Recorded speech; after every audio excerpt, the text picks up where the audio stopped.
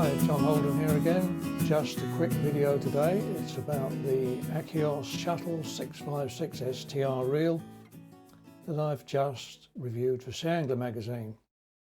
Very nice reel, so I thought we'd take a look inside it, see what's what, and then that might help you make up your mind whether it's of any interest to you. So let's get on with it. Well, obviously we need a good spool. And on this reel we've got exactly that. This is one piece, machined aluminium, and it's not only very accurately machined, it's also light, even by CT standards. It weighs about 21 grams and it's 51 grams with this 0.34 millimeter line. I've put 270 meters on here, which is a nice comfortable fill for the beach. It gives plenty of room for the leader knot and any bits of weed to pass between the spool and the frame when I'm reeling in. On this end there's a bearing beneath the cog here. This is the ratchet cog, and on the other side here we've got the bearing which is fixed inside, and these are ABEC 5 bearings. They're good quality bearings, and the performance level at ABEC 5 is more than good enough for anything you're going to do in casting, and actually I would include tournament work in that. Now around this we've got the crossbars for the brake blocks, and just in the centre there are the two lugs that connect with the pinion gear so that you can put the reel in free spool or engage it for winding in. So next thing we need is a nice firm shaft for this spool to sit on, and this is a particularly good one because it is very stiff at 3.95 millimeters diameter. Again, that's a little bit more than you'll get on the average reel. Everything is very, very nicely made. We can be very confident that we've got a nice spool, great bearings, and something really good for it to run on. So really, from the casting point of view, we're halfway there already. I'll just put one brake block in for the moment. And now we come to the side plate.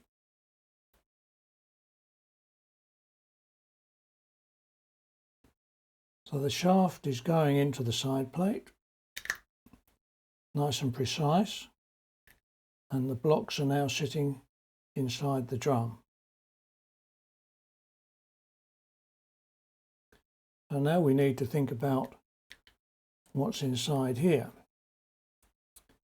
And it's all pretty conventional stuff. There's the power handle, extremely good drag. We probably don't need to worry about that too much for the UK, but if you've got fast, heavy fish, you'll appreciate what a good quality drag will do. And Akios have put carbon discs in this. If we look inside, we have pretty good engineering. The main gear is stainless steel, and so is the pinion. I'm not sure that stainless steel is the very best choice for any CT reel. I'd much prefer to have seen marine, bronze or brass, but nonetheless it seems to work very well. Gear ratio is 5.3 to 1, and that's really all you need to say about it. Other than that, it's very conventional with a press button spool release and an end cap that's adjustable. You don't really need anything more than that. So let's get on to the other end. The left side plate is conventional again. It's got the ratchet, adjustable end cap so you can set the spool to be central, and also you can adjust the side play so that you get nice free running. And we have a magnet system. This is the so-called knobby type adjuster, but if you look inside the reel, you'll see that the mechanism is a 4-magnet array. Now personally, I think that if you're beach fishing or you're doing anything other than all-out distance work on a field, that a magnet array is probably better than a single magnet. You get a smoother and perhaps slightly easier to use range of settings. Monomags tend to be either okay or vicious, whereas these you can get away with murder. Should you start pushing the reel to the point where this becomes an issue, then it's very easy to take the whole magnet unit out, and you can take out a couple of the individual magnets. That will free things up a bit for you, and I suppose that a really keen caster would dispense with these magnets altogether and put a mono mag in.